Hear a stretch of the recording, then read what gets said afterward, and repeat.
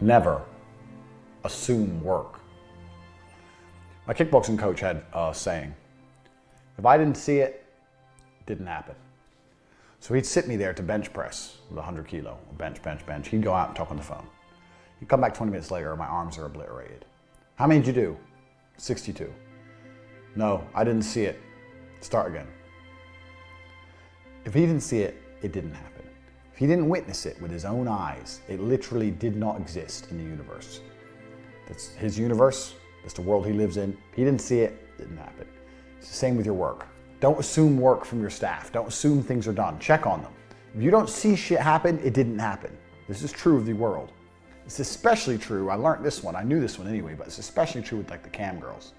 I worked and I did 10 hours and I made videos, da da da. If you didn't see it, it didn't happen. It's this way with 99% of things in life. If you ain't seeing it, it doesn't happen. It's also, you can apply this to binary, are things done or not? What you'll often have in business is you'll ask somebody something. Is this done? Yeah, 20 minutes. Do you know what that means to me? It means no, it's not done. It's still not done. This happens all the time. Okay, tomorrow. Okay, yeah, later. No. Is it done? No, if it's not done, it's in the not done pile. And until it's done and I can cross off the done and I can just forget about it from my mind, it's not finished. I want to see it finished and fucking done. Pronto. If you didn't see it, it didn't happen. Keep this in mind, especially with staff, because a lot of them are going to say, oh, and I did this today, and I did that today, and I did this marketing today, and I had this idea, and I sent these emails, da da da da. If you didn't see it and you can't verify it, if you can't check on it, it didn't happen. It needs to happen again, and you need to watch it, or you need to find a way to verify it.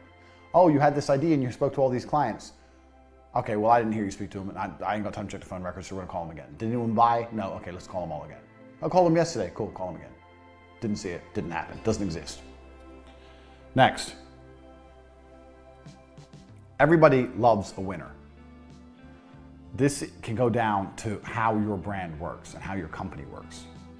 Never, ever admit a problem, and never, ever admit that you're struggling. Ever. Don't do that. There's a guy on Twitter who recently started putting on his email list about how it's been a hard year of business for him. That does not make people want to buy from you, bro. It makes people not want to buy from you. Everybody loves a winner. Nobody loves a loser. If you come along and say, my business is fantastic, we make so much money, we have so many clients, we're great, you want to work with us, we're doing fantastic. People want to work with you. If you come along and say, well, you know, we're new and we're struggling and we're new, but we're small, so we value each customer because we're small. No, we're small, but we make a lot of money because we do a very good job for our clients. Everyone loves a winner. They're gonna love you more if you're a winner. Nobody likes a loser. No one feels sorry for a loser, and no one trusts a loser. No one has confidence in a loser. If you're gonna go in for brain surgery and there's two fucking guys there, you want the guy who's like, yeah, easy, no problem. You want the confident guy. You don't want the guy who's like, don't know, it's the first time I've done one of these. Even if they're the same qualifications. People love winners. They don't love losers. And winners in life are brash. Get a bit of water. Ugh. Look at me. The ultimate winner. Mr. Winner. What am I? Brash, confident, arrogant. So when I tell you, I'm going to teach you shit, did I say, I've run some businesses and I think maybe there's a few things I could teach? No, I told you I know fucking everything. I'm going to teach you fucking everything I know. And I've made millions and you're going to make millions. Everyone loves a winner. Come across as a winner and people are far more likely to trust you. Don't be coming across as a loser. Never admit defeat, never admit problems, especially to customers and clients. As far as they're concerned, your company is perfect. It doesn't matter if your office is on fire. You don't have to tell anybody. You have to keep bringing in money. Your warehouse is set on fire. You know what I would do? I've got this company. I sell bouncy balls. My bouncy ball warehouse is on fire. I come in on Monday morning, my bouncy ball warehouse is on fire. You know the first thing I do? First thing I do is I tell all my salesmen, okay, the warehouse is on fire. We can't fill any orders. Call everyone up and try and get some orders.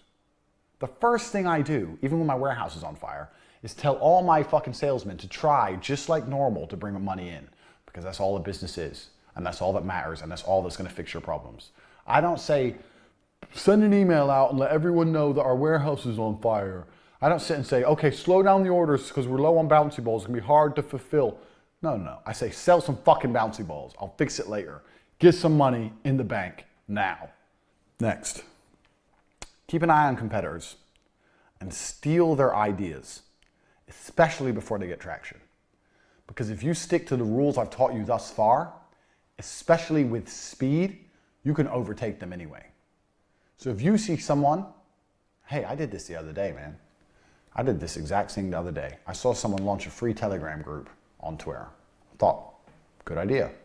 So I stole their idea. I started a free Telegram group. I'm in their group, and my group is 5 times bigger than theirs because I promote it 6 times a day with my staff retweeting and adding a new tweet with my link, and he doesn't because he doesn't work as quickly as me. If I would have sit around and waited or thought that was a good idea and did nothing, it would have been much harder to catch him. So the point is, if you see a competitor idea, steal it right away, and then implement the most important business lesson, number 1, speed, and then you can overtake them. Keep an eye on the competitors and be ready to steal. Steal, steal, steal. Steal everything they do. If you see your competitor start a GoFundMe, start one. Why not? But just advertise it harder, blast it everywhere, do things they're not prepared to do, make sure your staff get better pictures, write better copy, speed, speed, speed, speed, speed, and overtake them and beat them. Even if you don't beat them, just take away some of their momentum. You sell bouncy balls. So I don't know why we're on bouncy balls today, but we are. Your competitor starts a GoFundMe for their bouncy ball. You start a GoFundMe for your bouncy ball. They raise 100,000, you raise 50,000. Well, if you didn't raise that 50, perhaps your competitor would have raised it because the people who are interested in bouncy balls may have gone with him instead of you. So not only have you raised 50, but you've also taken 50 from him. It's a double whammy. It's not the fact that you've raised 50, it's that you've also taken 50 from him.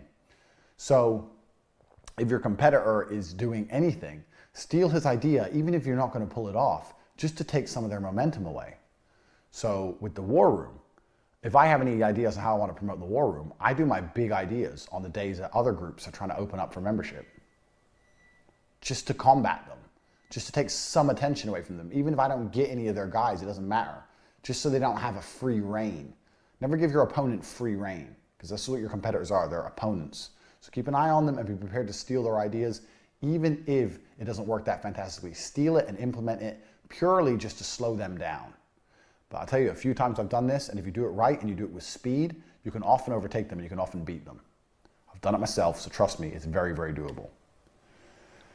Next, I've spoken about this already, but it's important.